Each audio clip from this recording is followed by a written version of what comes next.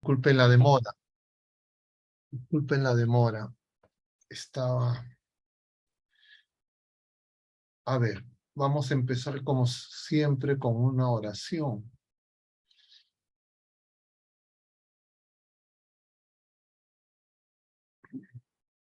En el nombre del Padre, del Hijo y del Espíritu Santo. Amén. Señor Jesús, bendito y alabado seas. Te damos gracias porque nos permite reunirnos en tu presencia. Te pedimos que todas las cosas que pensemos, digamos y hagamos durante toda nuestra vida y en el día de hoy, todo parta de ti como su fuente y todo llega a ti como su fin. Y lo hacemos con la oración de los hijos de Dios que tú mismo nos enseñaste. Padre nuestro que estás en el cielo, santificado sea tu nombre, venga a nosotros tu reino, hágase tu voluntad en la tierra como en el cielo. Danos hoy nuestro pan de cada día, perdona nuestras ofensas, como también nosotros perdonamos a los que nos ofenden, y no nos dejes caer en la tentación, y líbranos del mal. Amén. En el nombre del Padre, y del Hijo, y del Espíritu Santo. Amén. Muy bien, queridos hermanos, les pido disculpas una vez más por el retraso en el inicio. Hoy día vamos a tener como tema persecución y fe. Es un tema, yo diría, muy importante que necesita que nosotros nos detengamos a contemplar lo que está pasando en el mundo, en nuestro país, en nuestro continente, para tratar de comprender lo que está no en lo, diríamos, más visible,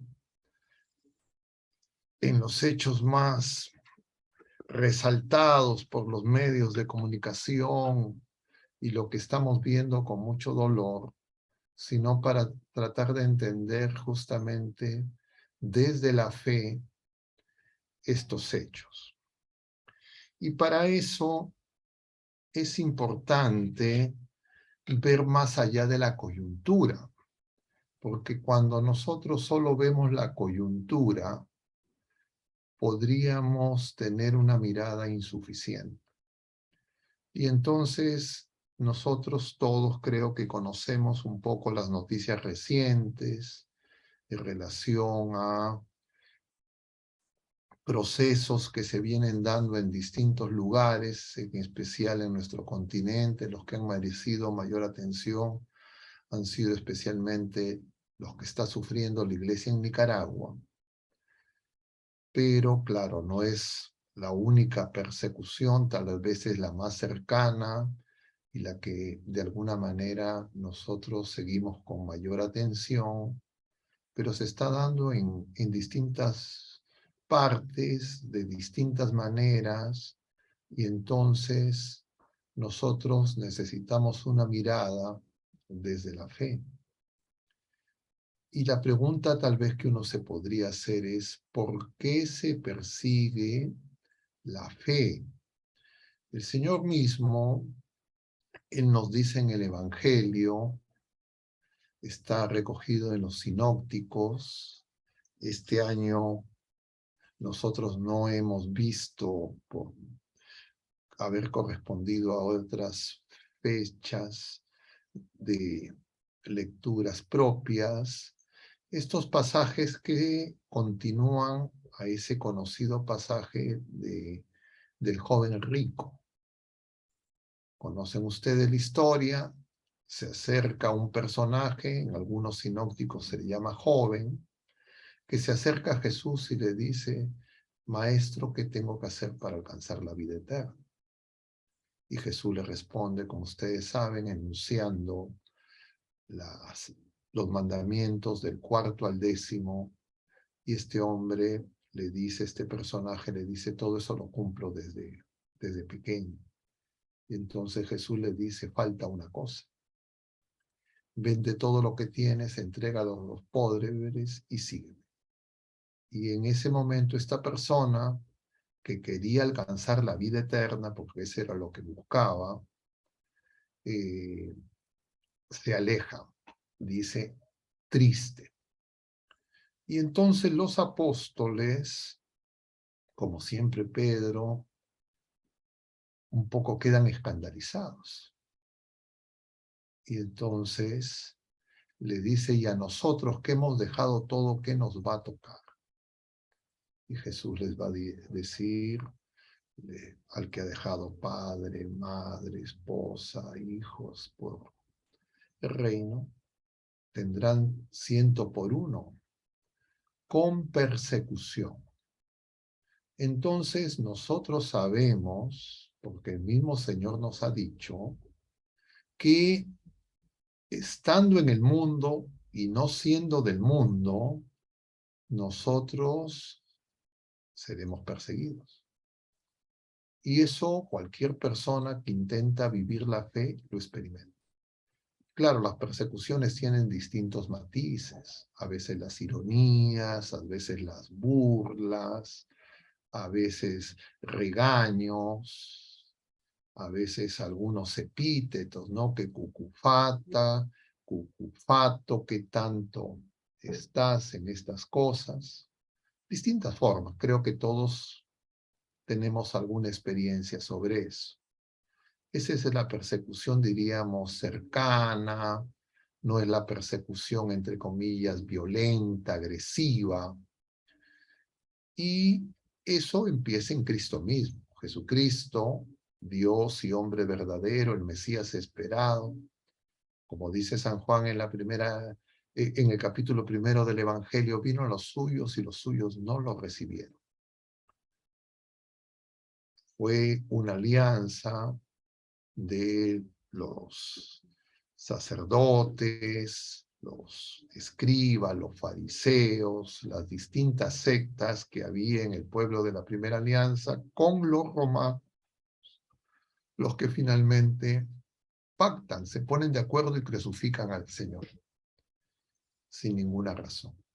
Y entonces, desde el principio, hubo persecución. Y podríamos mencionar, y creo que vale la pena recordar un poco lo que fueron las persecuciones en los primeros 3 siglos de la Iglesia, donde la Iglesia fue perseguida, fue ilegal.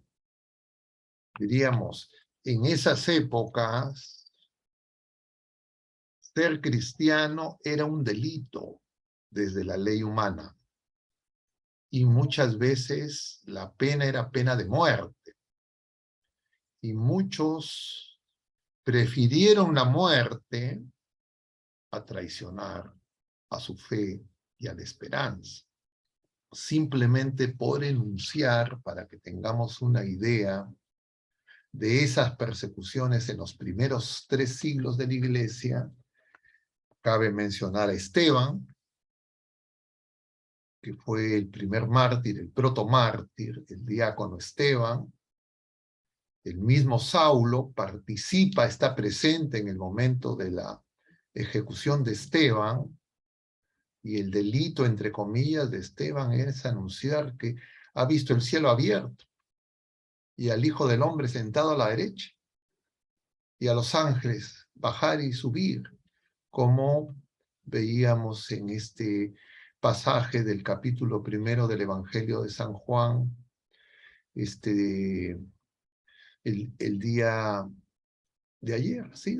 Que hemos celebrado a San Bartolomé, Natanael, si no me equivoco. Y entonces en ese pasaje también el Señor le dice a Natanael, verás cosas mayores, porque te dije que te vi debajo de la higuera, crees, verás cosas mayores. Solo con esa afirmación, Natanael, que era un escriba, un rabí, le dice al Señor lo mismo que dijo Pedro en Cesarea de Filipo. Tú eres el Hijo de Dios, tú eres el Dios de Israel, el Rey de Israel. Antes que Pedro, capítulo 1. Y nosotros sabemos que Natanael fue martirizado, fue despellejado. Igual los apóstoles, todos fueron perseguidos.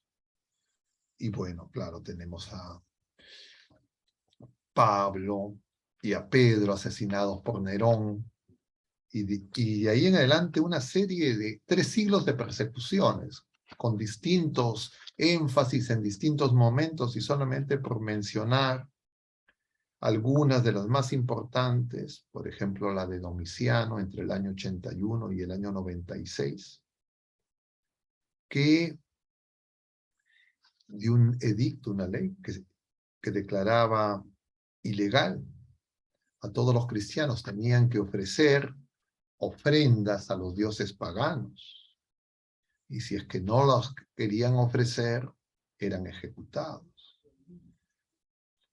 La de Trajano, entre 109 y 111, además podríamos mencionar la de Marco Aurelio, entre 161 y 180, la de Septimio Severo, entre el 202 y el 210 de nuestra era. En ese tiempo muere Clemente de Alejandría, martirizado, y escribe pues todo lo terrible que era la cantidad de gente que ofrendaba su vida.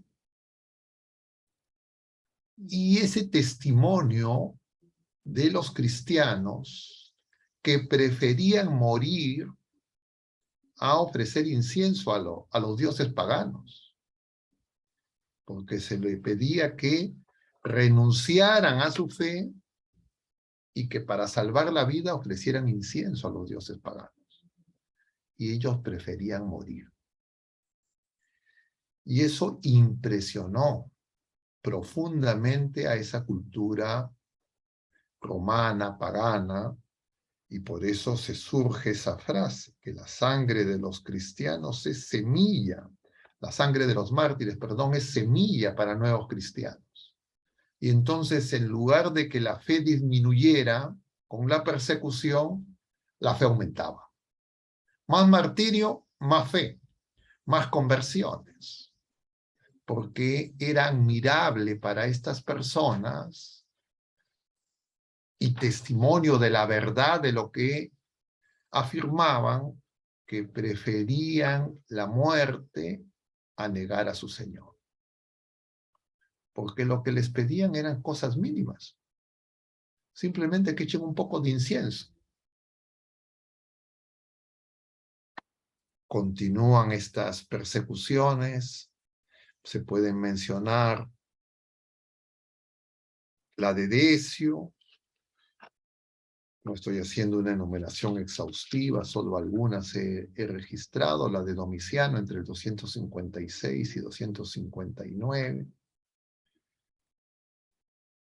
La de Diocleciano entre el 303 y el 313, que fue la más dura, la más terrible. Y entonces vemos que efectivamente persecución en los primeros tiempos de la iglesia fue la regla. Los 3 primeros siglos fue así.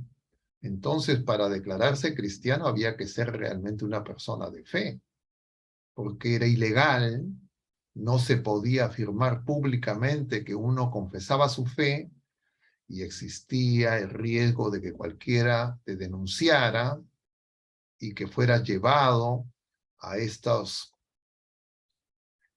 tribunales y ser ejecutado. Y entonces corresponde que nos preguntemos si es que esas persecuciones de los 3 primeros siglos se parecen, son distintas a las persecuciones actuales. Y si la respuesta es que se parecen, ¿en qué se parecen? Y si la respuesta es que no se parecen, ¿en qué no se parecen y por qué? Cada uno de nosotros revise lo que tiene de información a través de los medios que nosotros contamos y podríamos tener alguna aproximación. Siempre va a ser una aproximación. Nosotros no podemos tener un juicio definitivo sobre los acontecimientos, pero claro, con nuestra razón y nuestras capacidades podemos tener una idea. Les decía que en estas últimas semanas has creado realmente escándalo estas persecuciones en Nicaragua. Sobre todo porque nosotros, en general, Latinoamérica o Hispanoamérica, como prefiramos llamar, o Iberoamérica, somos el continente de la esperanza. En Nicaragua, de manera similar a nuestro país, a Venezuela y otros países del continente, la mayoría de las personas todavía se declaran cristianos y la mayoría católicos. Y entonces, no es en ese sentido igual que las persecuciones del inicio de la Iglesia, donde todavía, diríamos, los seguidores, los discípulos de Jesucristo no eran mayoría. Y era el temor, la ignorancia, las acusaciones eran múltiples en los primeros años, se les acusaba de antropófago, por ejemplo, porque confesaban pues que comían el cuerpo, la carne, y bebían la sangre de Jesucristo. Y claro, no entendían, escuchaban eso, y entonces pensaban que se tenían pues unos ritos, entre comillas, macabros, inaceptables incluso para los propios paganos. Pero claro, eso simultáneamente era utilizado de pretexto para venganzas, odios, etcétera, y una serie de cosas que no es el caso de detallar. Pero eso, diríamos, era un poder oficial que tenía una religión oficial donde el emperador se consideraba rey y Dios, y un grupo de personas que eran consideradas sectas, en un tiempo los romanos supuestamente bastante tolerantes, porque ellos aceptaban otras religiones, pero era un entorno, diríamos, politeísta, y entonces una más no era problema. Pero el cristianismo, también hubo persecución al judaísmo, pero no tan, diríamos, severa como la que se produjo al cristianismo, que recibió persecución de los paganos y también del pueblo de la Primera Alianza, que siguieron pactando con los paganos para eliminar, exterminar, diríamos, a los discípulos de Cristo. Sin embargo, eso al cabo de los siglos no se consiguió. Y entonces,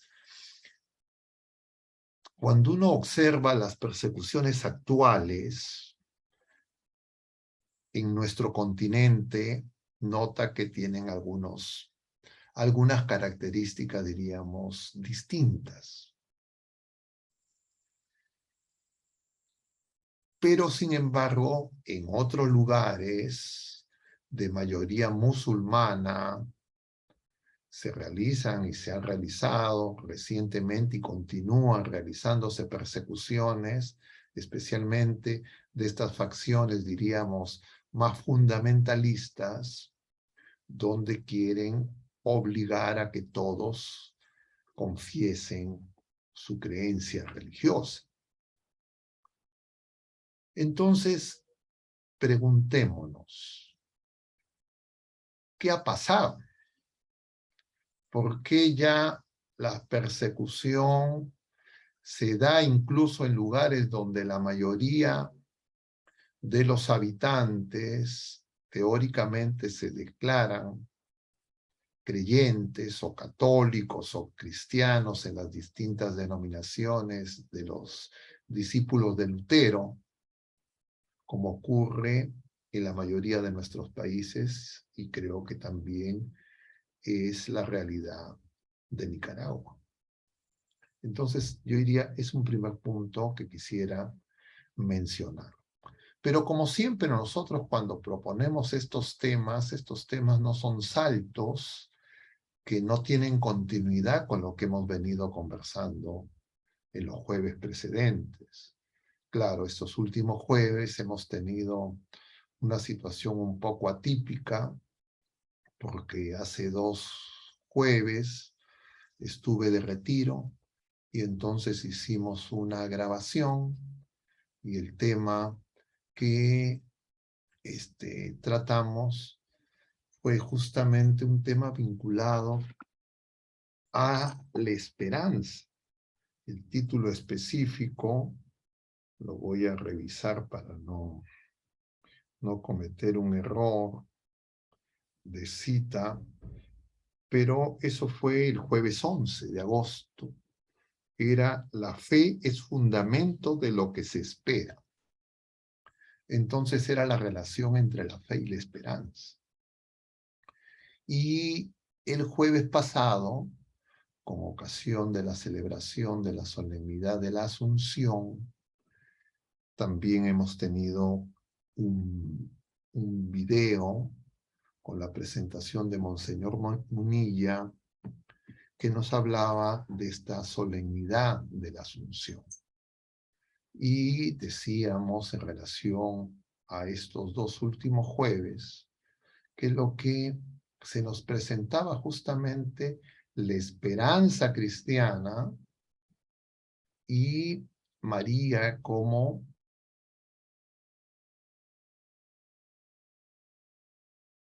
ese tesoro de consuelo y esperanza. Y entonces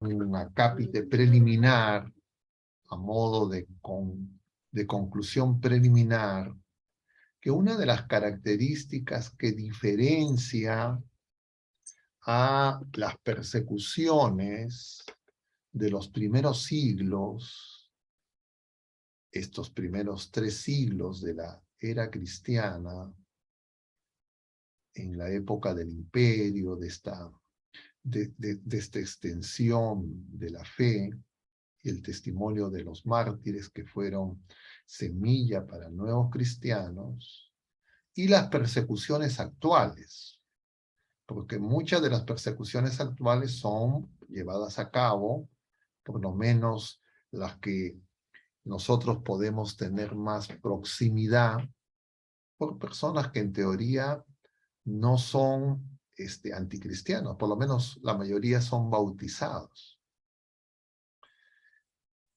Y un rasgo definitivo es que la esperanza que subyace en las persecuciones de los primeros 3 siglos y las persecuciones actuales no es la misma.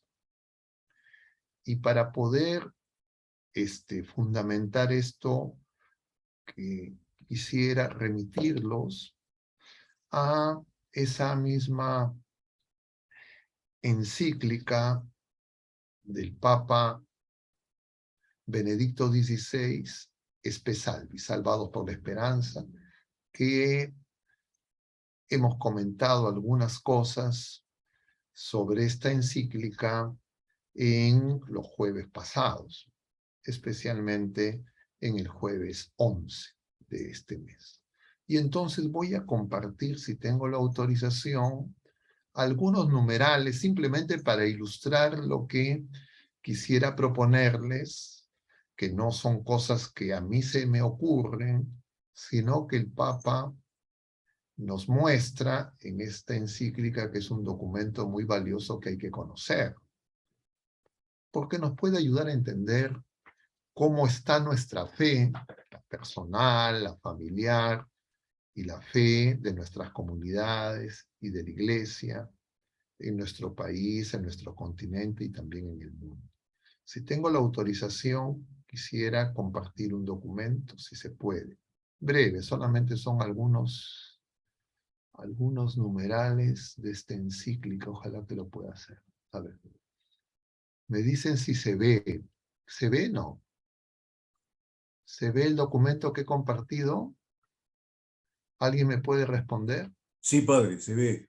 Ya. Entonces voy a hacer referencia no a todos los numerales, sino a un fragmento que está entre el numeral 17 de esta encíclica, numeral 18, numeral 19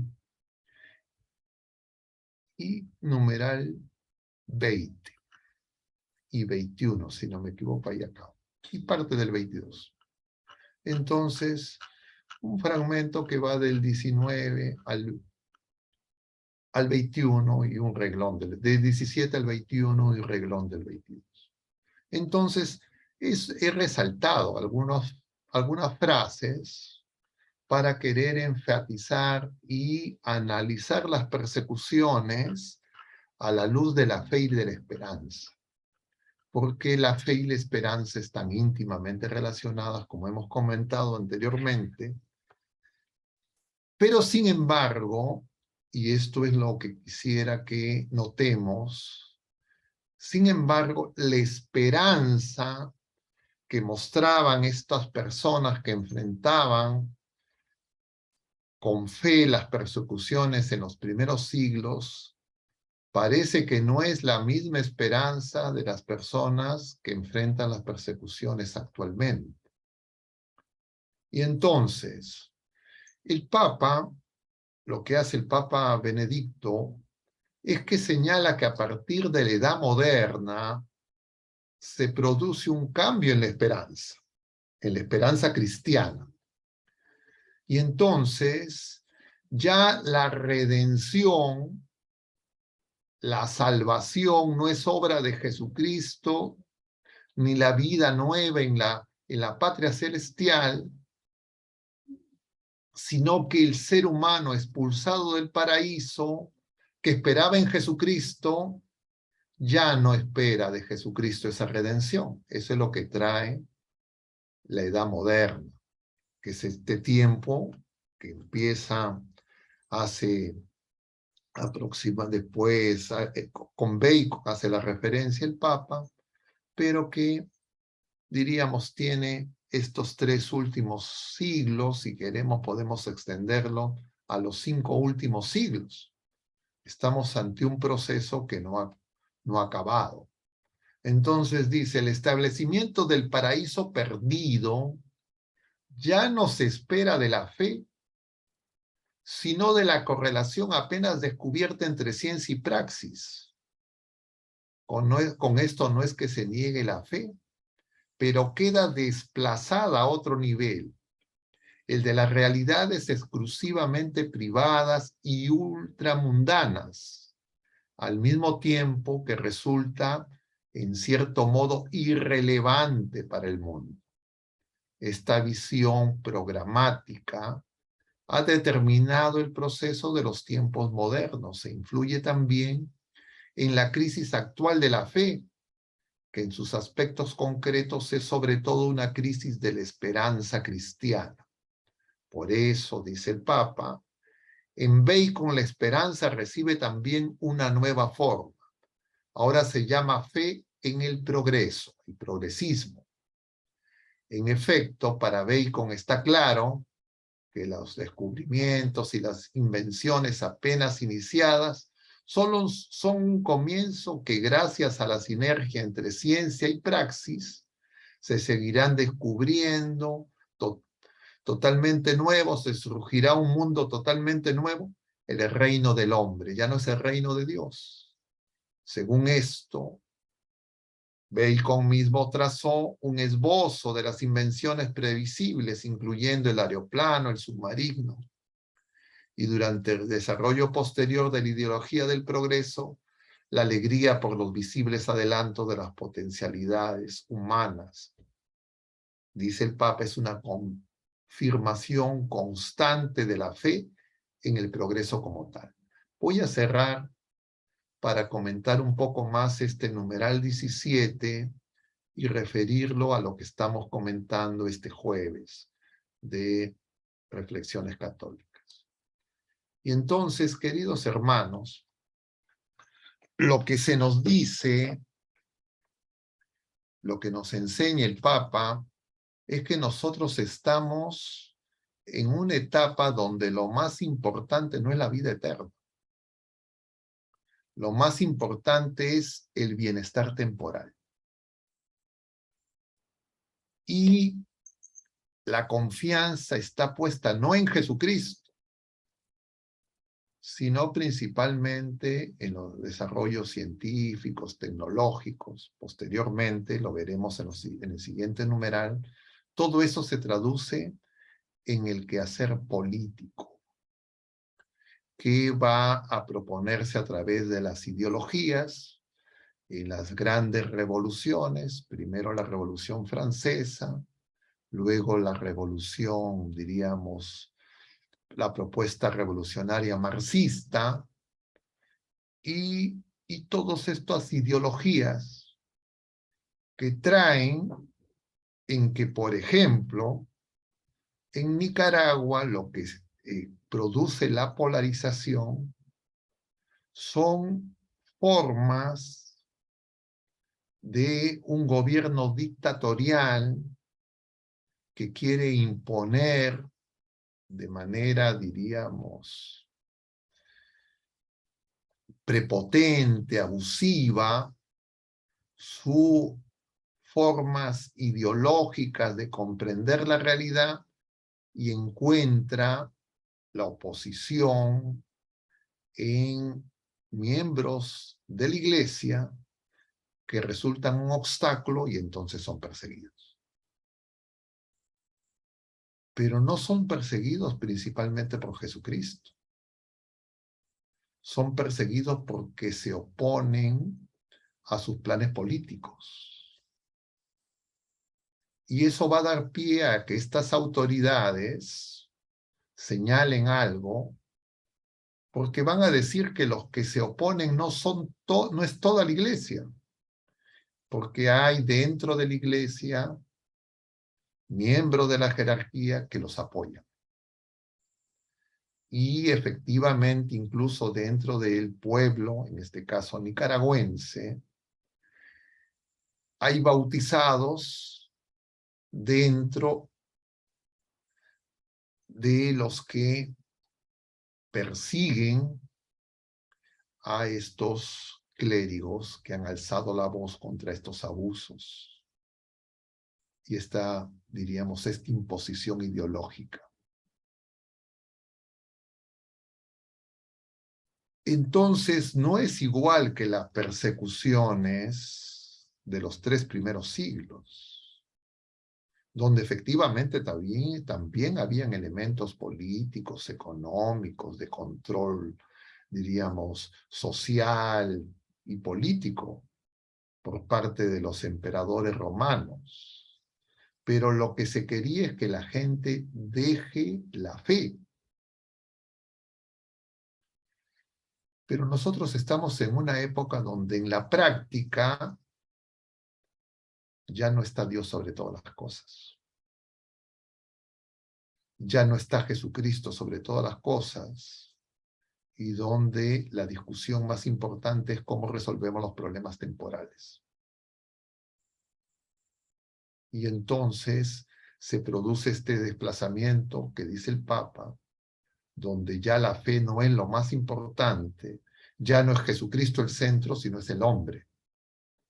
Una visión antropocéntrica y las distintas formas, diríamos, ideológicas de entender los problemas y las diferencias y, entre comillas, la justicia social, etcétera, etcétera, que arropadas por las corrientes ideológicas hacen que las personas se enfrenten. Es decir, es el enfrentamiento de modelos políticos donde en algunos casos, diríamos, la participación de miembros de la jerarquía, de clérigos, son un obstáculo. Y por esa razón esas personas son enfrentadas.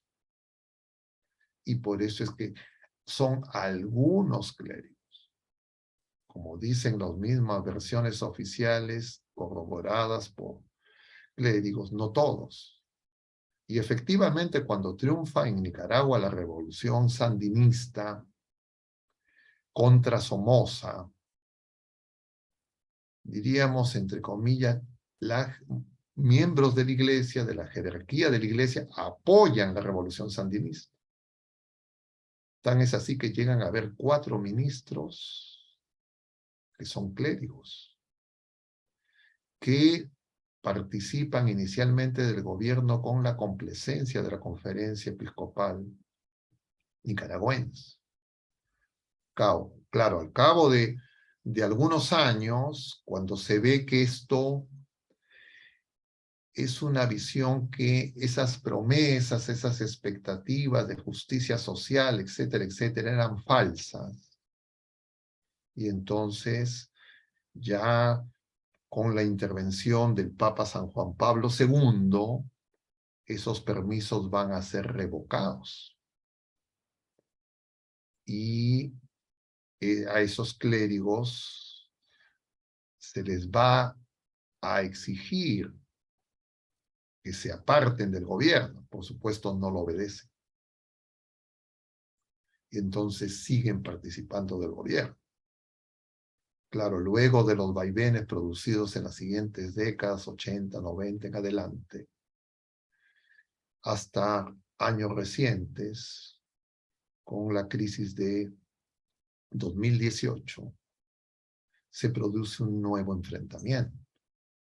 Pero ese enfrentamiento no está en relación a Jesucristo sí, Jesucristo no, Jesucristo es el centro, sino a cuestiones de manejo político, a la imposición de un gobierno dictatorial, al control de las instituciones, a elecciones fraudulentas y a la pretensión de perennizarse en el poder. Pero nítidamente es una disputa de poder temporal, donde los miembros de la iglesia, de la jerarquía y del pueblo son arrastrados a esa polarización.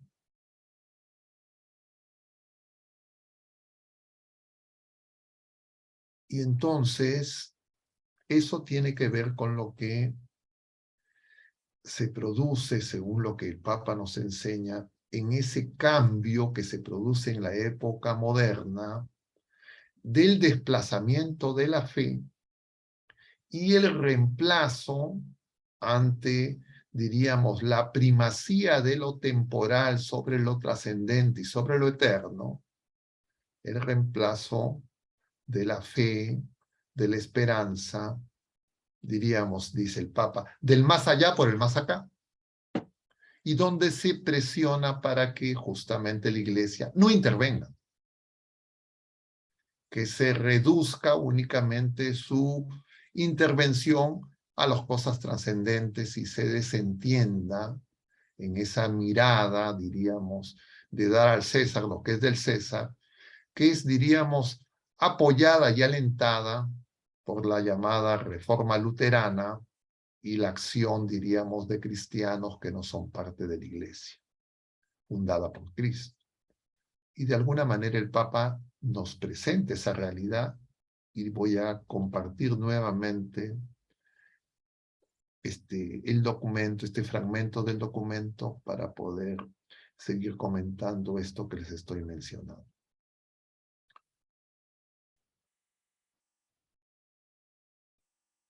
Entonces, dice la encíclica, al mismo tiempo,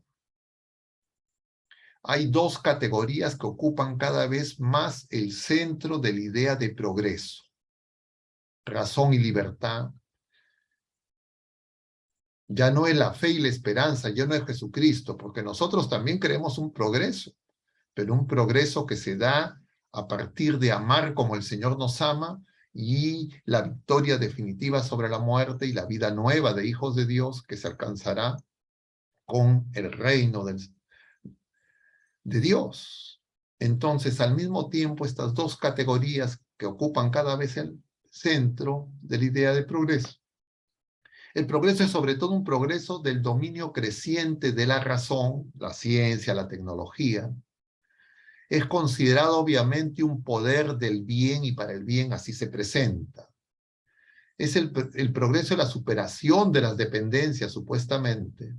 Es progreso supuestamente hacia la libertad perfecta, porque se ve, entre comillas, la fe, la esperanza, a Jesucristo, diríamos, como que nos quita libertad. Entonces también la libertad es considerada solo como promesa en la cual el hombre llega a su plenitud. Es decir, una libertad sin determinación de ningún tipo. Ya no es sujeto, es el ser humano que hace lo que le da la gana, diríamos en términos actuales. Entonces, en ambos conceptos, el de razón y libertad, hay un aspecto político, dice el Papa, para conectarlo con el surgimiento de las ideologías que están modelando hasta el presente, diríamos, la organización social, política de los pueblos a nivel nacional y a nivel global, y que de alguna manera son importantes porque van a tener efecto en lo que desde el mismo libro del Apocalipsis se nos habla de ese poder que se irá ensamblando para coger ya no el reino de Dios, sino el reino del anticristo. Entonces, en efecto, dice, se espera el reino de la razón como la nueva condición de la humanidad. Ya no es el reino de Cristo, que llega a ser totalmente libre. Sin embargo, las condiciones políticas de este reino de la razón y de la libertad, en un primer momento aparecen poco definidas. La razón y la libertad parecen garantizar de por sí, en virtud de su bondad intrínseca, una nueva comunidad humana perfecta. Esa es, diríamos, la promesa de ese antropocentrismo, donde Jesucristo, en esa visión deísta, agnóstica, es desplazado, es el reino del hombre. Pero en ambos conceptos clave, razón y libertad, el pensamiento está siempre tácitamente, dice, en contraste también con los vínculos de la fe y de la iglesia.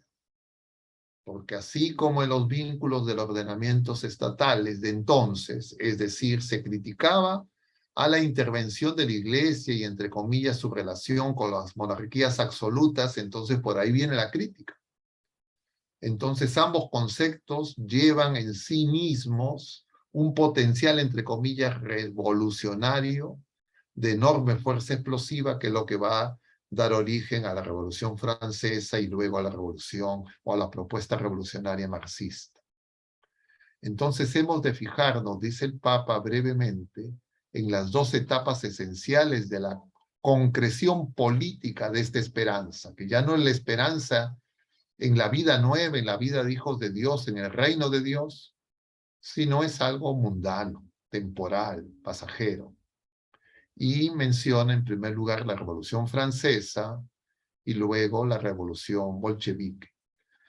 Pero es del caso la referencia que hace el Papa a cómo filósofos como Kant, que tenían una visión, diríamos, dependiente de la visión luterana, van a crear, entre comillas, los argumentos que supuestamente van a servir para los beneficios, las bondades de estos cambios. Entonces dice Kant que en este texto la victoria del principio bueno sobre el malo y la constitución de un reino de Dios sobre la tierra, que esa era la pretensión inicialmente. Dice Kant, el paso gradual de la fe eclesiástica, es decir, la Iglesia de Roma, diríamos, al dominio exclusivo de la pura fe religiosa, diríamos el libre examen, el individualismo, constituyen el acercamiento del reino de Dios. Nos dice también que las revoluciones pueden acelerar los tiempos de este paso de la fe eclesiástica a la fe racional. En otras palabras, el problema en la Iglesia de Roma, el papado, y su relación con las monarquías absolutas. Y entonces el reino del Dios del que hablaba Jesús, recibe una nueva definición y asume también una nueva presencia. Existe, por así decirlo, una nueva espera inmediata. El reino de Dios llega allí donde la fe eclesiástica, le hace la Iglesia católica, es superada y reemplazada por la fe religiosa, es decir, por la simple fe racional.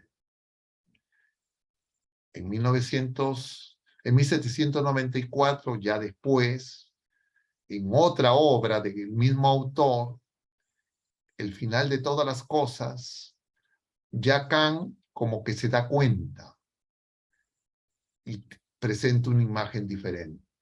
Ahora toma en consideración la posibilidad de que junto al final natural de todas las cosas se produzca también uno contrario a la naturaleza perversa, uno contrario de naturaleza perversa. A este respecto escribe: si llegara un día en que el cristianismo no fuera ya digno de amor, el pensamiento dominante de los hombres debería convertirse el de un rechazo y una oposición contra él. Y el anticristo inauguraría su régimen. Aunque breve, fundado presumiblemente en el miedo y el egoísmo.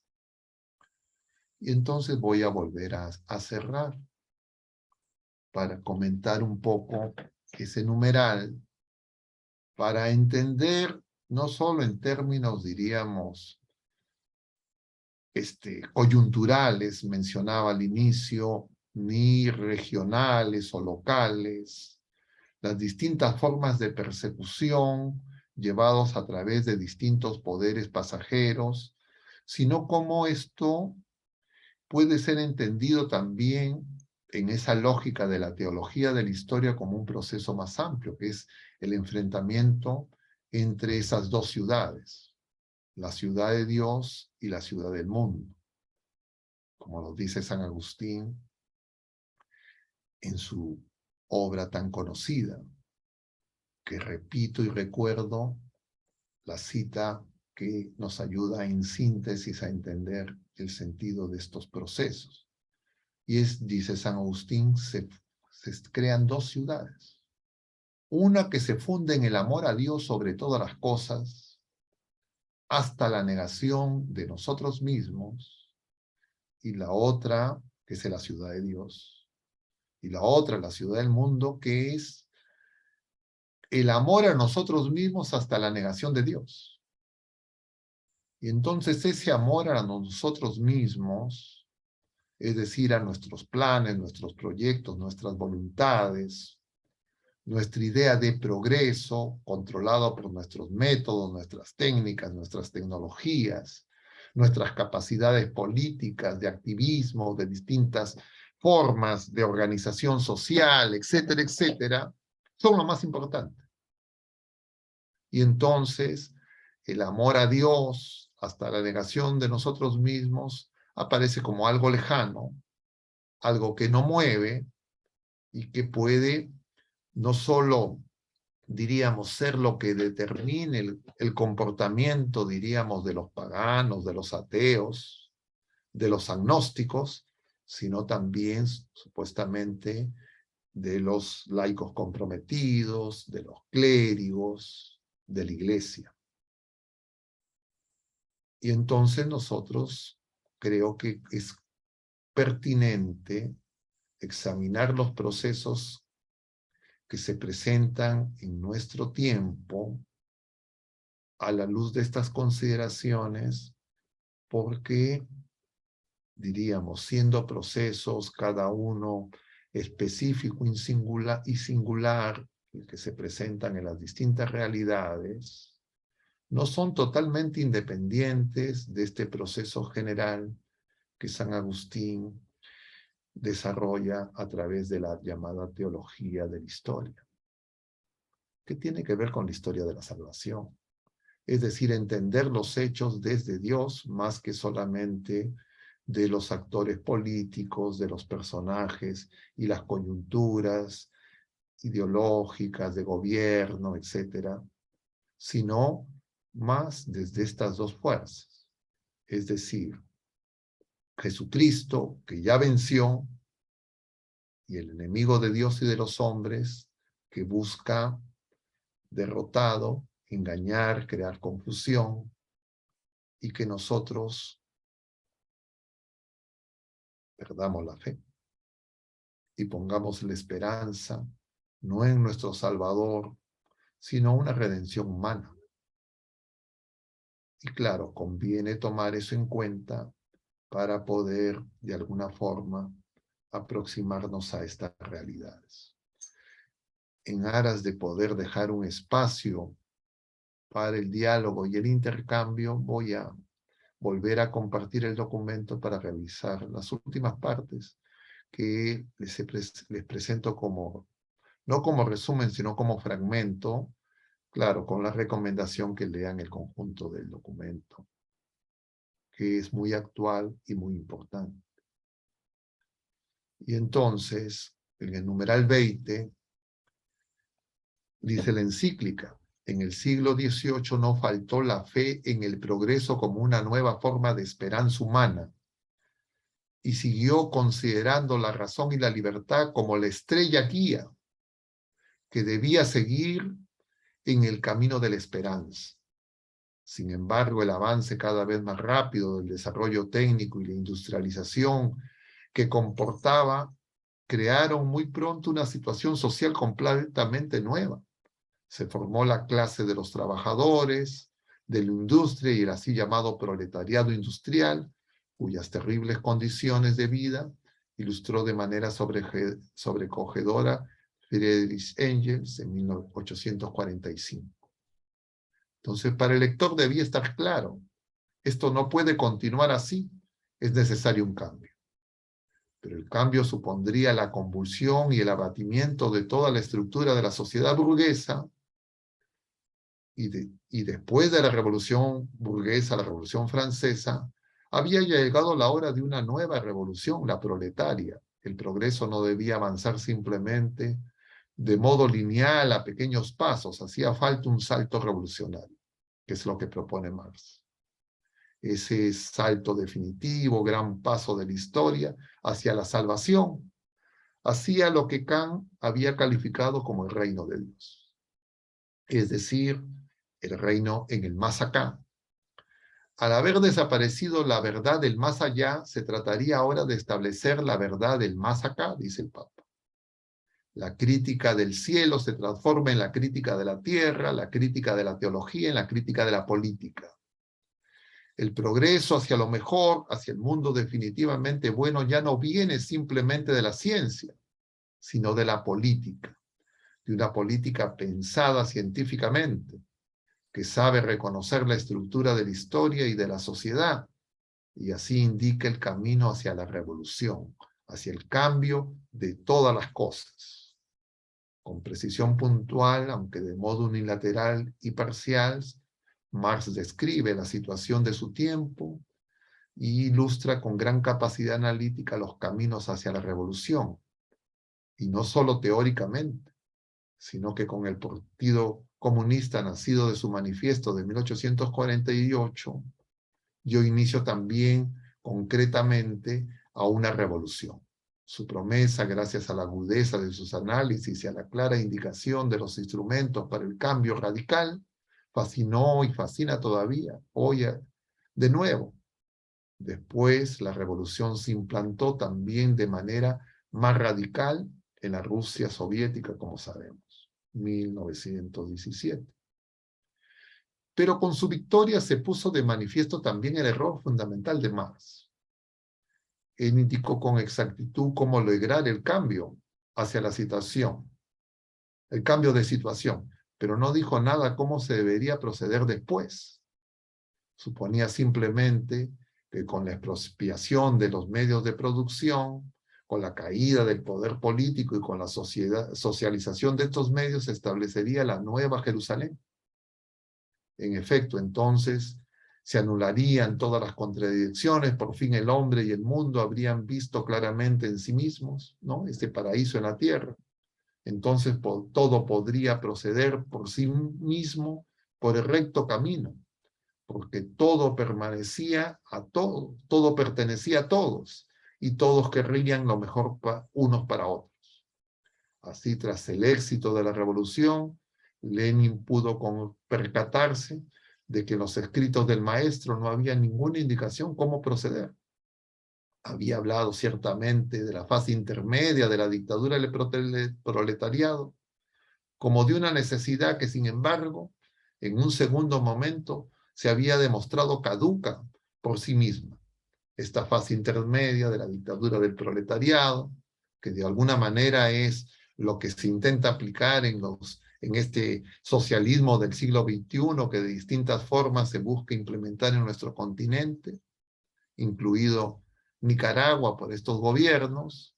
Esta fase intermedia la conocemos muy bien y también sabemos cuál ha sido su desarrollo, dice, refiriéndose Papa específicamente a Europa.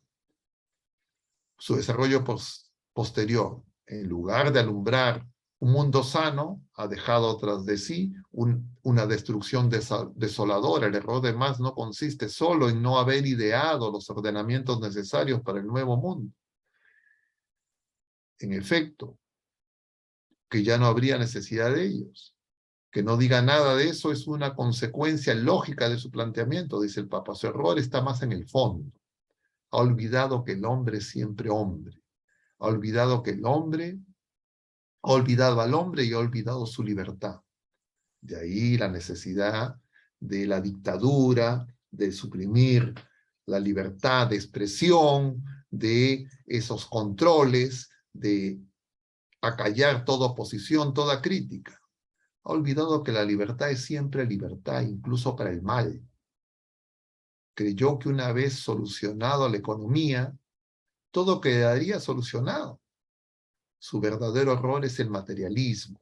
En efecto, el hombre no es solo el producto de las condiciones económicas, y no es posible curarlo solo desde fuera, creando condiciones económicas favorables o cambios políticos, podríamos extender. Así pues, nos encontramos de nuevo ante la pregunta, ¿qué podemos esperar? Es decir, el problema es dejar a Jesucristo. El problema es debilitar la fe. Y justamente todas estas dinámicas de debates políticos, económicos que se están dando en el continente, pero también en el mundo entero. Por eso simultáneamente fuerzan a que las personas tomen partido, pero que no nos demos cuenta muchas veces solamente de las cosas más inmediatas y si es que estamos con Jesucristo o a quién estamos siguiendo. Y entonces el tema de la persecución no solo es esa persecución violenta, sino cómo a través de estas ideologías, de estas distintas maneras en que hacemos que Jesucristo no sea el centro de nuestra vida, que no esté sobre todas las cosas. Poco a poco, sin darnos cuenta, puede hacer que nosotros creamos que lo más importante es únicamente resolver los problemas temporales según los modelos propuestos por las ideologías hegemónicas, como si fueran opciones, entre comillas, contrapuestas, y de repente cayendo en el error de no reconocer que son dos caras de una misma medalla.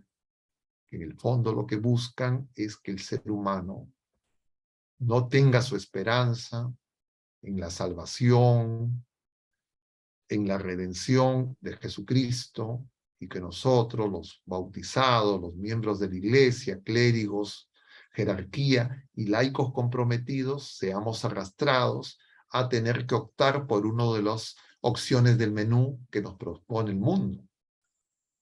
Y entonces, de alguna forma, eso aparece en la iglesia de Venezuela, aparece también en Nicaragua, pero claro, no es nuevo. Ya en el proceso, entre comillas, revolucionario de la aplicación de la Revolución Francesa a nuestro continente, que fueron las llamadas guerras de la independencia, se aplicó. Y por eso es que nosotros tenemos que estar vigilantes. Y entonces, hablar de este tema de persecución y fe necesita que nosotros no consumamos únicamente lo que nos ofrecen los medios de comunicación y, diríamos, los opinólogos y analistas que realizan sus análisis solamente de manera fenoménica y no verdaderamente vigilando, como el Señor nos invita el día de hoy,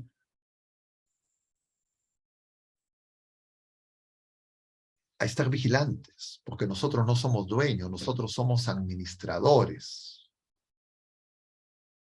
El Señor es el Señor, pero nosotros muchas veces no nos damos cuenta, los seres humanos en general, y nosotros también, las personas de fe, podemos caer en el error de creer que somos dueños. Y entonces las polarizaciones no nos van a llevar, diríamos, a crecer en la fe y en la esperanza, sino a enfrentamientos fratricidas. Claro, nosotros no podemos ignorar los procesos políticos y sabemos que no todas las propuestas y ofertas políticas son iguales, ni, por supuesto, desconociendo, ignorando la historia, ver que estas acciones en nombre de la justicia social, en nombre de los desfavorecidos, en nombre de los pobres, muchas veces lo que hacen es traer más pobreza. Pero el problema es que el ser humano herido por el pecado, nuestra naturaleza herida por el pecado, si no hay conversión, si no crece el hombre nuevo, si nosotros no crecemos en la fe, no podemos ser parte de la solución, sino seremos parte del problema. Y claro, en eso nos diferenciamos de las circunstancias que vivían nuestros hermanos en la iglesia naciente, donde sí tenían claro que lo más importante era Jesucristo. Y estaban dispuestos a entregar todo, lo temporal y lo pasajero, porque sabían y tenían claro de dónde veníamos y a dónde íbamos, a dónde vamos. De alguna manera, la celebración de la solemnidad de la Asunción y de María Reina del Universo nos deben hacer recapacitar acerca de nuestra esperanza, porque una fe sin esperanza es una fe vana, y una fe vana es una fe incapaz de vivir la caridad. Y entonces, si nosotros tenemos una fe vana, tendríamos que preguntarnos si verdaderamente estamos siguiendo a Jesucristo o si queremos utilizarlo para nuestras necesidades inmediatas y temporales.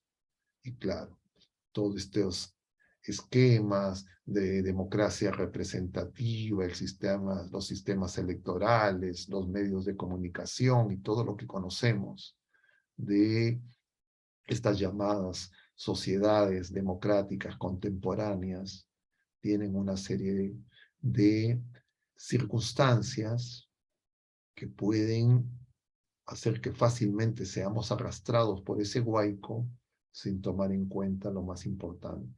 Y lo más importante es quién somos. Y nosotros somos nuevas criaturas, somos hijos de Dios. No por naturaleza, sino por adopción.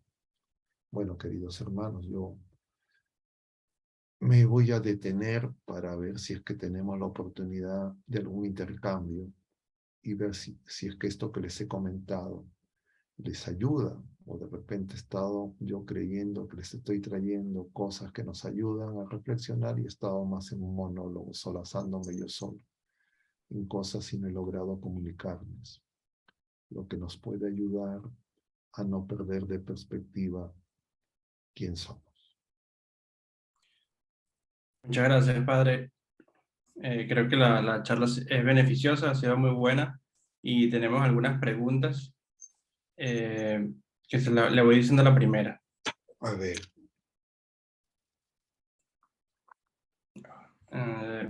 Bueno, tiene que ver con la afirmación de que con la persecución crecemos en la fe. ¿Por qué con la persecución crecemos en la fe? Preguntan. Pareciera que necesitáramos ser perseguidos para crecer en la fe. A ver, lo que nosotros tenemos que darnos cuenta que nosotros estamos en el mundo, pero no somos del mundo. Y entonces cuando nosotros, estando en el mundo, sin ser del mundo, damos testimonio de nuestra fe, una fe viva y una firme esperanza y una ardiente caridad, el mundo nos va a rechazar. Pero el Señor nos dice que no temamos porque Él ya venció al mundo. Entonces, no es que la fe es una necesidad. La fe es una consecuencia del testimonio de vida coherente de los cristianos, de los discípulos de Cristo. Pero cuando se tienen largos periodos en los que no hay persecución, uno tendría que preguntarse si lo que pasa no es que estamos en una etapa de paz, sino nos estamos mundanizando. Y nos estamos acomodando al mundo, y a quien estamos traicionando, a quien estamos rechazando es a Jesucristo, porque hemos dejado de ser discípulos, misioneros. Y entonces nuestros objetivos, nuestras metas, nuestra esperanza está centrada en lo temporal y lo pasajero. Entonces, por eso es que el Señor les hacía referencia a la cita del Evangelio, en el pasaje del joven rico. El Señor nos dice que vamos a tener, sí, 100 por 1, pero con persecución. Entonces, cuando nosotros no queremos persecución, o cuando nosotros no tenemos persecución, lo que tenemos que preguntarnos si es que si verdaderamente, bueno, estamos en medio de un mundo que ya está cristianizado, y en consecuencia estamos ya, el reino se estableció, o por el contrario nos estamos acomodando al mundo. Okay.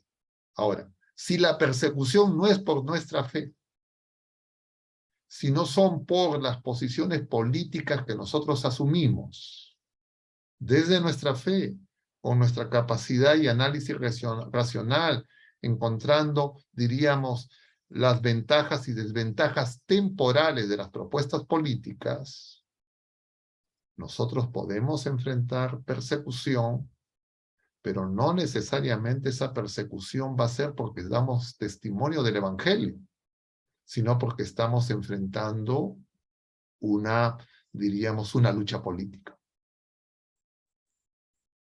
que puede ser confundida con persecución por dar testimonio del Evangelio. Y entonces lo que se va a producir desde el mundo es una situación de confusión. Cuando uno, por ejemplo, para referirnos al caso de Nicaragua, escucha los debates y las polémicas que se han producido, diríamos, entre los que defienden el régimen sandinista y los que lo combaten, entonces, desde la posición del régimen sandinista, se dice la cantaleta que hemos escuchado muchas veces, no solo en Nicaragua, sino en muchas partes de nuestro continente y también creo en nuestro país. En Venezuela es muy común, en Cuba lo inventaron, diríamos. Que todos los que se oponen, diríamos, al régimen político sandinista son agentes del imperialismo norteamericano. Son, diríamos, contrarios a los intereses nacionales, contrarios a los pobres, contrarios a los más necesitados, defensores de los intereses económicos de una élite privilegiada que ha gobernado, que gobierna en contra de las mayorías nacionales, siguiendo los esquemas ideológicos del marxismo. Entonces, desde las posiciones, diríamos, de los perseguidos, entre comillas, efectivamente perseguidos porque han sido deportados, han sido apresados, han sido algunos incluso torturados y asesinados en las revueltas de 2018, se estima que murieron más de 350 personas. Y entonces lo que se dice es que ese régimen es un régimen dictatorial donde no hay libertad de expresión, donde no hay libertad política, donde todo el aparato público está controlado como una maquinaria que trata de imponer ese pensamiento único, diríamos, entre comillas, revolucionario, donde los únicos beneficiarios son la cúpula del partido, a expensas de justamente los más necesitados y las posibilidades de desarrollo económico, etc. Y que justamente se persigue a la iglesia y a los obispos y sacerdotes de la iglesia porque han alzado la voz en defensa justamente de la población a los que supuestamente se quería defender. Y entonces se establece esa polémica. Pero resulta que entre los ciudadanos existen bautizados que están en los dos bandos. Y entonces no están polemizando sobre Jesucristo sí, Jesucristo no, sino están polemizando sobre modelos de organización temporal. Y eso lo que muestra es la victoria de estos procesos que se empiezan a desencadenar a partir de la llamada Reforma Luterana, se empiezan a extender con la Revolución Francesa y se van agudizando y reagudizando con la Revolución marxista, bolchevique, este marxismo cultural, la Guerra Fría y esta situación actual, que lo que busca es crear un poder hegemónico que prepare la venida del anticristo. Pero entonces ya Jesucristo no está en el centro. Y claro, puede ser que para algunas de las personas que están enfrentando esta situación, sí, en su corazón, esté en el centro. Pero diríamos, en el análisis desde los opinólogos, ya no aparece Jesucristo en el centro. A lo más a lo que aparece es la iglesia. Y ni siquiera la iglesia en su totalidad, sino parte de la jerarquía.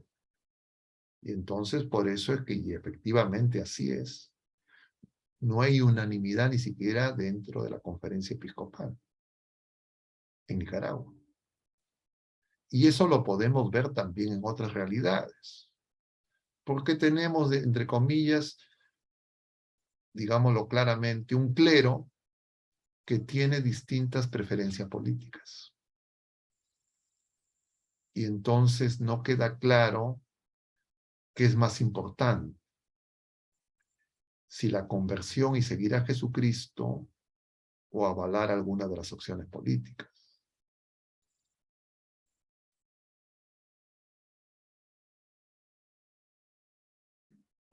Gracias, padre.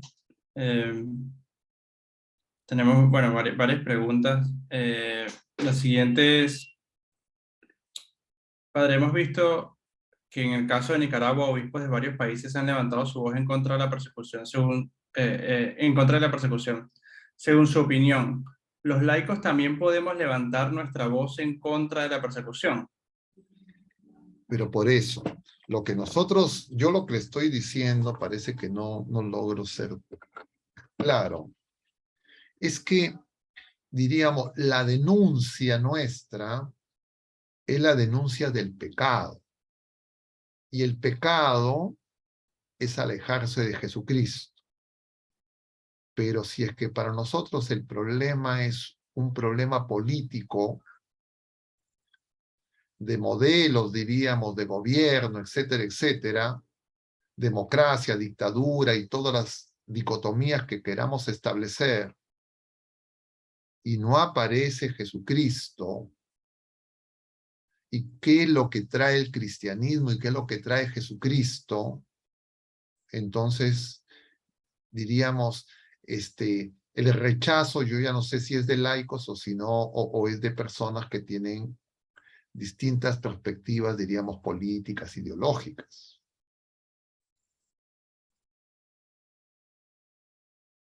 No sé si es que soy, diríamos, claro en la expresión de lo que estoy pensando y si se entiende la diferencia. Porque esto es como un huaico, donde la gente tiene que, entre comillas, alinearse. Y ahí diríamos dos casilleros. Estar a favor o estar en contra. Pero esos dos casilleros, estar a favor y estar en contra, no es Jesucristo y Satanás. No es pecado y conversión. Fidelidad no es fe y esperanza en Jesucristo, sino son opciones temporales. Y eso, claro, no es que uno se pueda inhibir y decir, bueno, yo sobre esas cosas no opino, yo tengo una visión meramente espiritualista, meramente trascendente, una visión desencarnada. Por supuesto que no. Esa no es nuestra fe, pero nosotros tenemos que darnos cuenta que en esas definiciones no podemos perder de perspectiva quién somos, porque no simplemente entramos en una ruleta de manipulación. No sé si es que me logro explicar adecuadamente.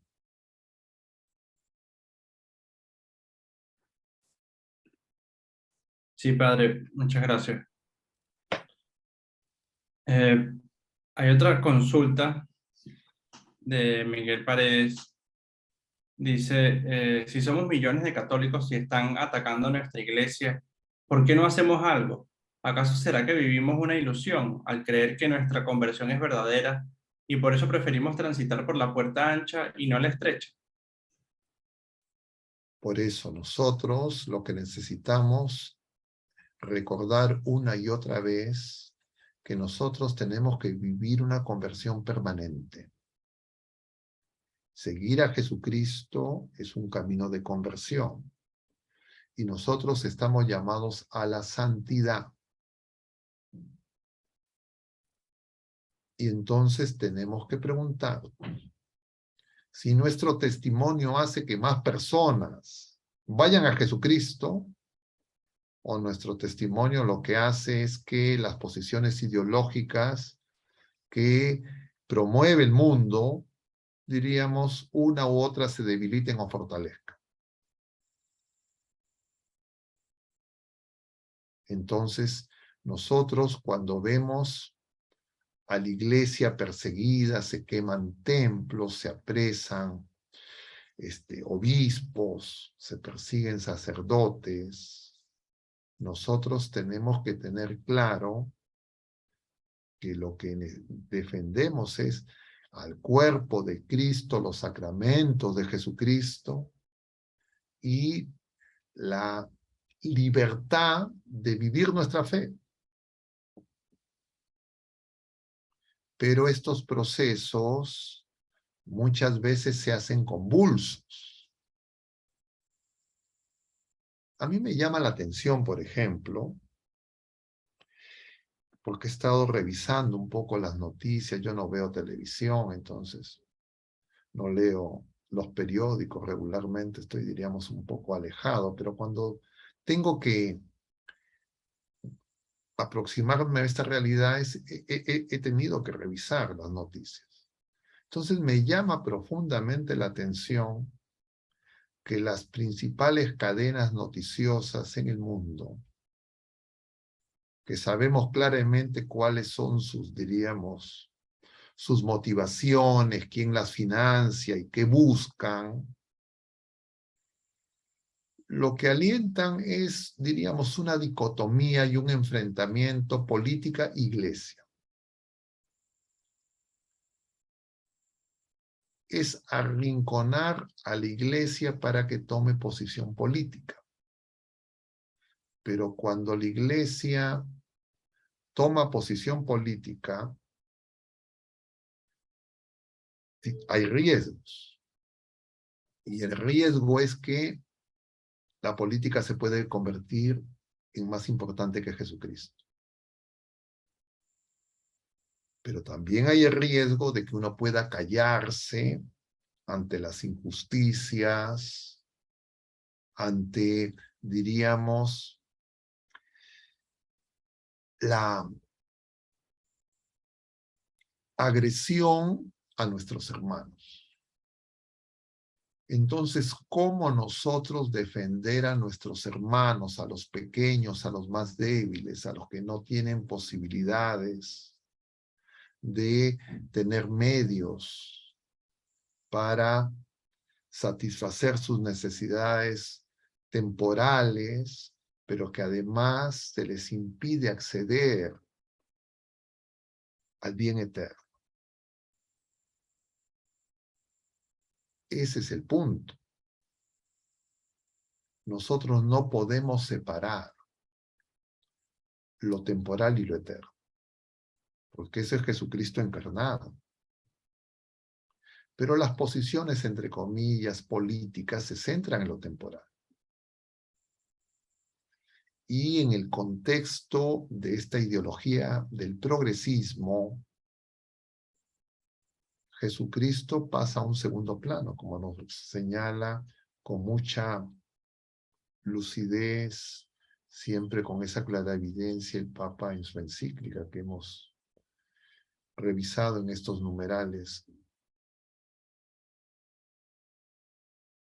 Y entonces nosotros tenemos permanentemente que examinarnos.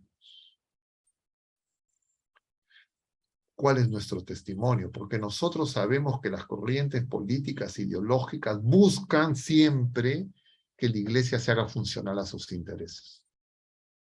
Es decir, mundanización de la fe, para decirlo de manera, diríamos, esquemática, busca la derecha y la izquierda.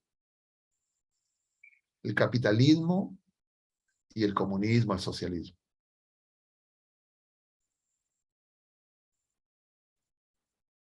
Y nosotros no podemos ignorar esa realidad. Entonces, cuando nos fuerzan a optar en esa elección dicotómica, nosotros tenemos que darnos cuenta que nosotros seguimos a Jesucristo.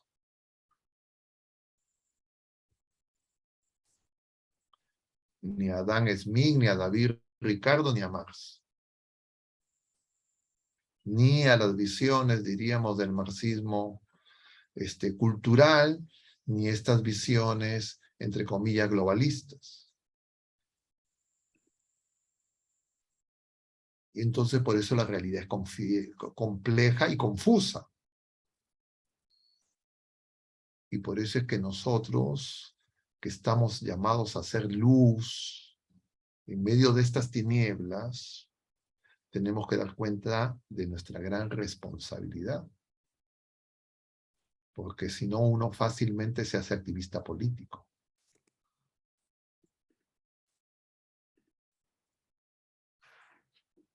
Gracias, padre.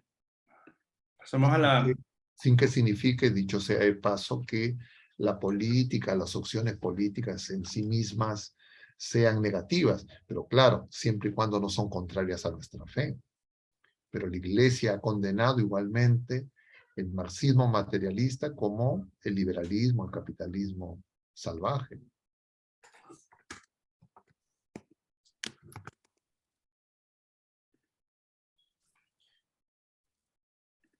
Gracias, padre. Teniendo en cuenta lo que he comentado, hay una pregunta un poco relacionada, pero de repente un poco más concreta. Dice, ¿qué está pasando en Nicaragua que tienen un 43% de católicos y 35% de evangélicos aproximadamente? ¿Es realmente una persecución? ¿Por qué el Papa no se pronuncia de manera clara, invitando solo al diálogo que el gobierno nicaragüense no quiere? Gracias. Bueno, ¿por qué el Papa no hace o hace las cosas? Yo no puedo saber, pues porque yo no estoy en la cabeza del Papa. Entonces yo tratar desde acá, con mis limitaciones, comentar sobre eso, creo que no corresponde. Pero lo que nosotros estamos viviendo, y eso es el punto que yo estoy proponiendo, pero de repente la coyuntura y las emociones sobre lo inmediato me impiden comunicarlo de manera clara, es que nosotros estamos viviendo un proceso de secularización, es decir, de mundanización, que está dirigido a que nosotros debilitemos nuestra fe, nuestra esperanza, nuestra caridad, y seamos, diríamos, católicos, cristianos nominales, que no vivamos realmente en la libertad de los hijos de Dios, sino que no solo por nuestra naturaleza herida por el pecado, sino por las contingencias de la vida y la coyuntura y la dinámica que tenemos que enfrentar, que es tan confusa, muchas veces no ponemos al Señor sobre todas las cosas. Y nosotros lo que debemos de buscar es nuestra salvación y la salvación de nuestros hermanos. Y la salvación no se consigue si es que tenemos, entre comillas, progreso económico, científico, tecnológico, reducimos la pobreza, siendo estos objetivos, diríamos, temporales positivos, sino si nosotros vamos a Cristo y vivimos como hijos de Dios. Entonces, a diferencia de los cristianos de los 3 primeros siglos, donde eso estaba absolutamente claro, y para ellos no había nada más importante, ni siquiera su vida, que Jesucristo, ahora en estos tiempos modernos ya no es tan claro. Y nosotros sabemos que el único que viene a salvarnos es Jesucristo. Pero si no vamos al único que nos puede salvar y subordinamos nuestra fe y nuestra esperanza en Cristo a nuestro activismo coyuntural, entonces podemos, sin darnos cuenta, fácilmente ser parte de estas maniobras de manipulación que lo que buscan es justamente preparar la venida del anticristo. Entonces nosotros no podemos ignorar esa realidad, porque está anunciada.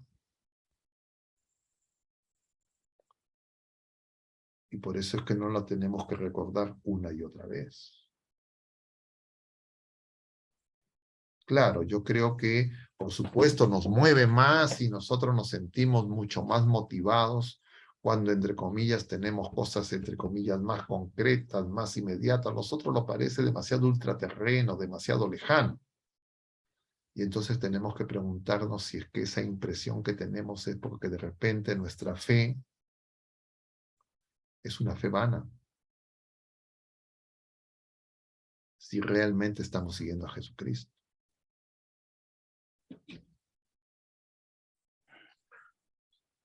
Muchas gracias, padre. Tenemos una última pregunta para cerrar de Lola y Julio, que nos dicen, padre, ¿le parece que también se ha perdido o olvidado la realidad de la vida eterna, lo que ocurre después de nuestra vida terrena? El ser humano tiene unas ansias de trascendencia. ¿También se ha perdido o desvirtuado esta ansia de trascendencia? Pero justamente eso es lo que estoy mencionando desde el principio, cuando estamos haciendo referencia a la esperanza. Nosotros decíamos en los jueves precedentes que nuestra esperanza es en la vida eterna, en la venida gloriosa del Señor, que va a hacer todas las cosas nuevas.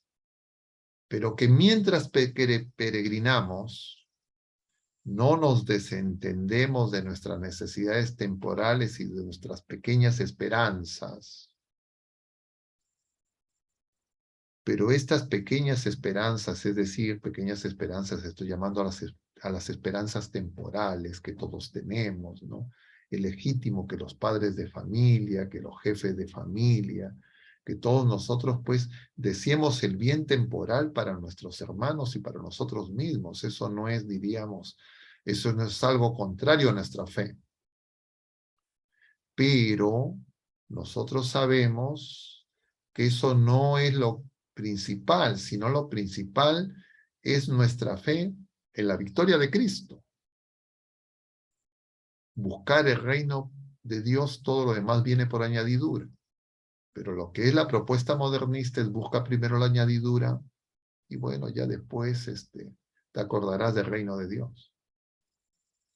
Y entonces esta, diríamos, confusión y, entre comillas, polarizaciones que establecen las ideologías de este mundo, contrarias a nuestra fe, hacen que nosotros fácilmente podamos perder la perspectiva. Y claro, alguien tiene que llamar la atención sobre esa situación. Y los que estamos llamados a llamar la atención sobre esa situación somos nosotros mismos. Pero para eso primero tenemos que examinarnos sobre nuestros quereres. Y por eso es tan importante la figura de nuestra Madre Santísima, Nuestra Señora de la Esperanza y Señora de Consuelo. Porque nuestra Madre Santísima, sin pecado concebida, que es Madre de la Iglesia, y la meta a la que nosotros nos dirigimos, participar de esa victoria, ella nos muestra esa realidad. Y entonces, en medio de las convulsiones que se producen ante el rechazo de su Hijo amado, el Hijo de Dios, el Verbo eterno encarnado, ella, por supuesto que experimentó dolor, sufrimiento, lágrimas, pero ella se mantuvo en pie, porque ella sabía que más allá de cualquier resultado temporal, es Dios quien tiene la última palabra. Entonces, si nosotros perdemos esa esperanza, claro, nos vamos a llenar de miedo, porque las incertidumbres del futuro inmediato van a afectar a nuestros seres queridos, a nosotros mismos, y entonces nosotros podemos tal vez caer en la tentación de creer que, bueno, Jesucristo puede esperar.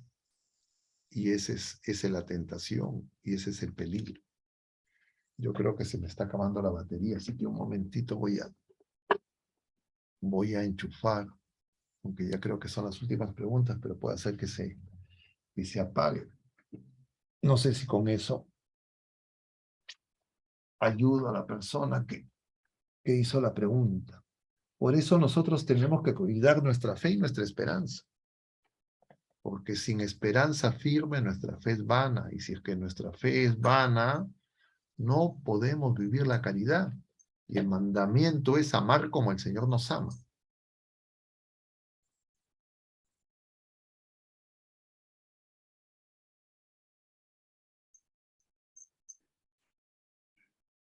Gracias, Padre. Creo que ayudó bastante esa respuesta.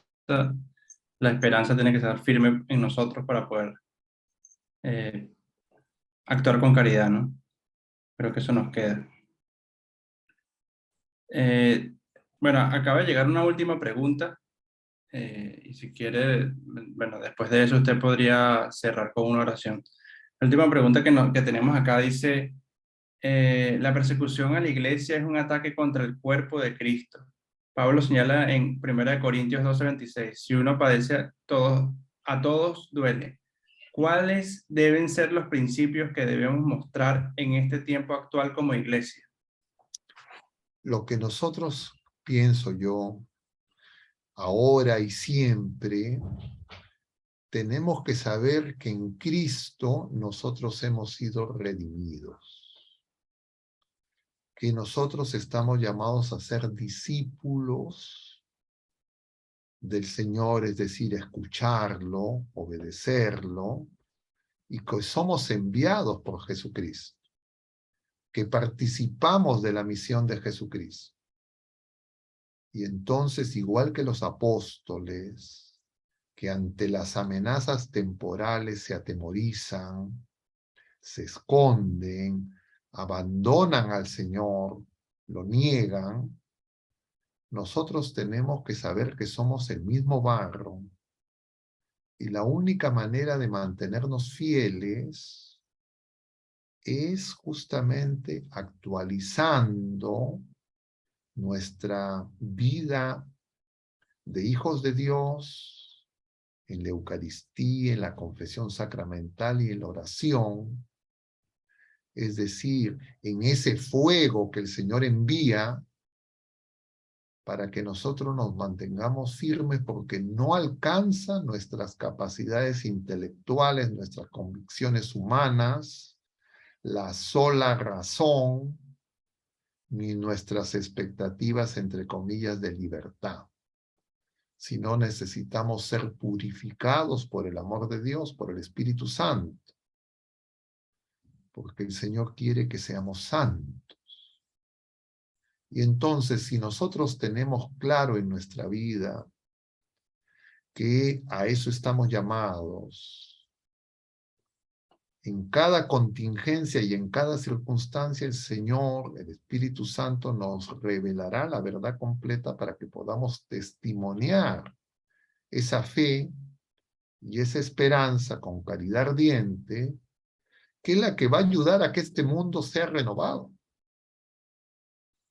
Y si es que finalmente alguno de nosotros será llamado o no a ser víctima de esas persecuciones, incluso al martirio, nosotros, igual que los primeros cristianos, tendríamos que saber que no son nuestras propias fuerzas las que nos permiten ese testimonio supremo, sino que es un don y una gracia. Hay ejemplos, y podríamos haber mencionado algunos ejemplos de algunos de los mártires de la iglesia primitiva, en los 3 primeros siglos, que hicieron justamente, son nuestros predecesores. Nosotros descansamos en sus testimonios heroicos y que ellos sabían que no eran sus fuerzas, sino era el Señor quien les iba a permitir dar ese testimonio. Entonces nosotros tenemos que tener eso claro. Pero los medios de comunicación, el mundo, las polarizaciones temporales en estos tiempos modernos no nos llevan a ese punto siempre. Y eso puede quedar postergado. Entonces uno puede creer que la elección no es Jesucristo sí o Jesucristo no, y uno puede creer que la elección son opciones políticas partidarias,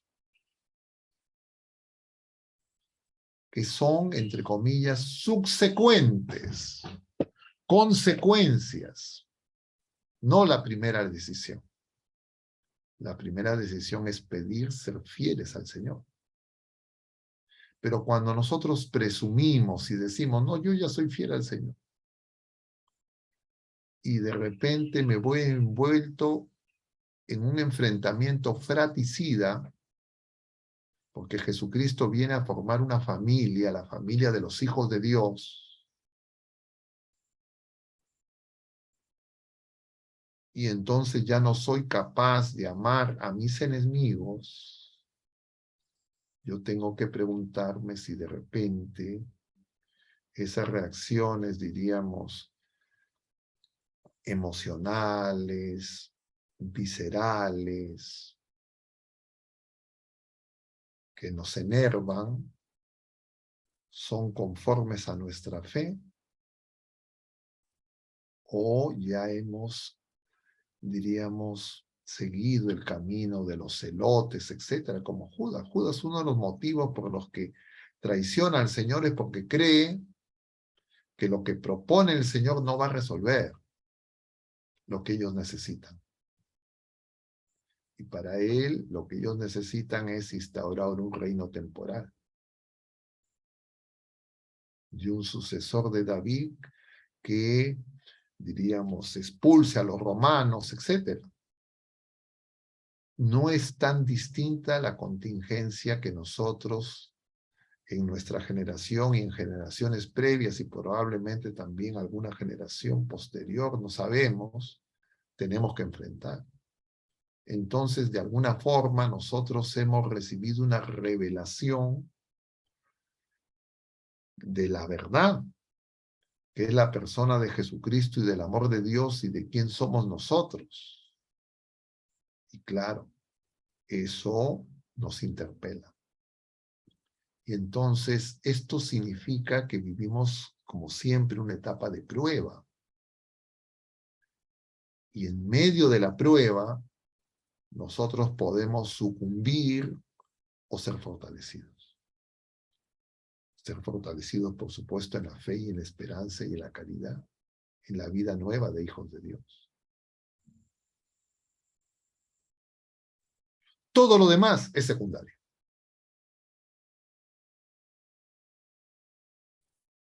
Según nuestra fe.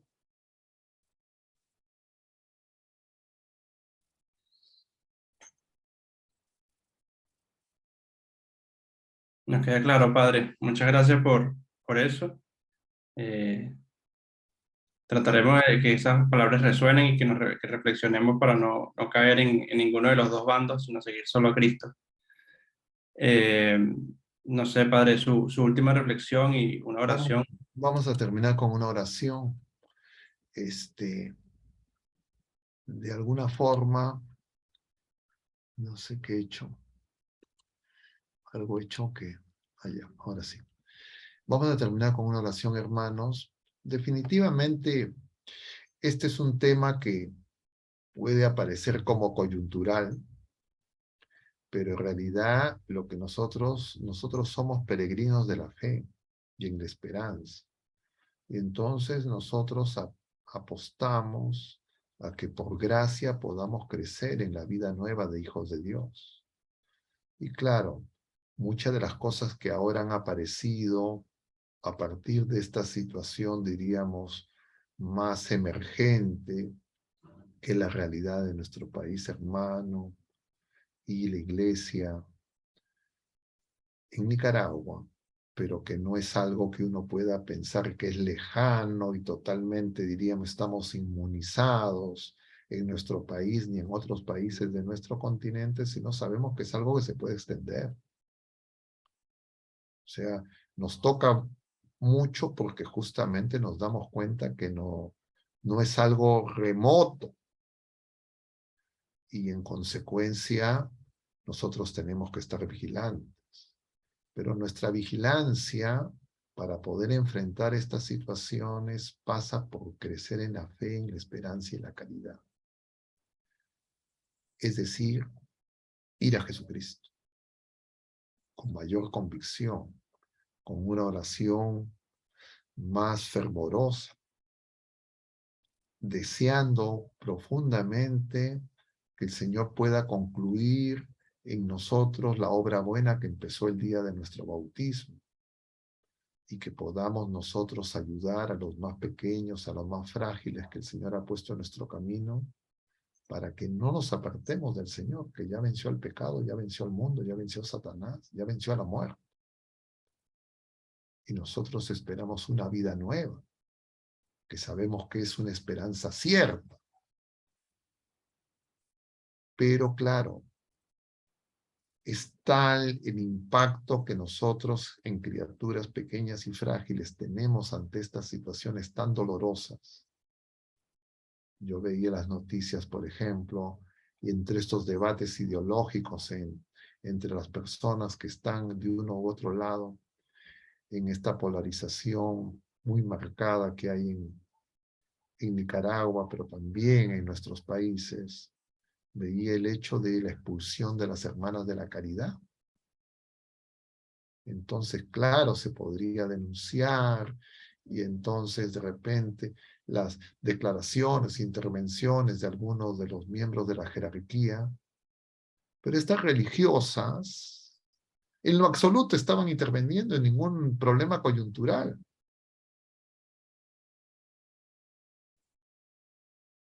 Tuvieron que retirarse, porque fueron acusadas falsamente.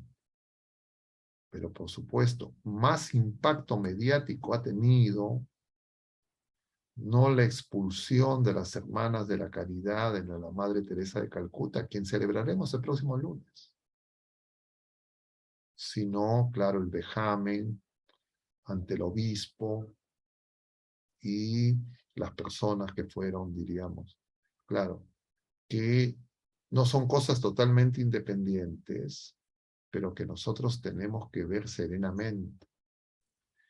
Y el drama doloroso se agrava cuando uno constata que efectivamente no es falso que dentro del pueblo, diríamos, católico, está dividido. Y nosotros podríamos, diríamos, sin alto riesgo de error, señalar que también en nuestro país y en otros países vecinos de nuestro continente también se da una división análoga. Y entonces, ante contingencias similares, lo más probable es que la confusión se acreciente y que las consecuencias no solo sean los daños, diríamos, físicos, sino en la fe, justamente de los más pequeños, de los más débiles. Y entonces por eso tenemos que tomar en cuenta que esto es parte de un proceso mucho más grande y que tiene que ver con esa lucha histórica que nos señalaba San Agustín de manera tan, diríamos, con tanta sabiduría, a quien celebraremos el próximo domingo. No de manera litúrgica, porque cae domingo, es el día del Señor, pero que tenemos que tener presente porque sigue siendo muy actual. Vamos a terminar con una oración. Dios te salve María, llena eres de gracia, el Señor es contigo. Bendita eres entre todas las mujeres, y bendito es el fruto de tu vientre, Jesús. Santa María, Madre de Dios, ruega por nosotros pecadores, ahora y en la hora de nuestra muerte. Amén. El Señor esté con ustedes, y la bendición de Dios Todopoderoso, Padre, Hijo y Espíritu Santo, descienda sobre todos ustedes y permanezca para siempre. Glorifiquen al Señor con sus vidas, queridos hermanos. Nos vemos la próxima, Dios mediante. Que Dios bendiga. Gracias, Padre. Muchas gracias. Por su paciencia. Gracias a ustedes, gracias a Dios. Gloria a Dios. Chao, Padre, gracias.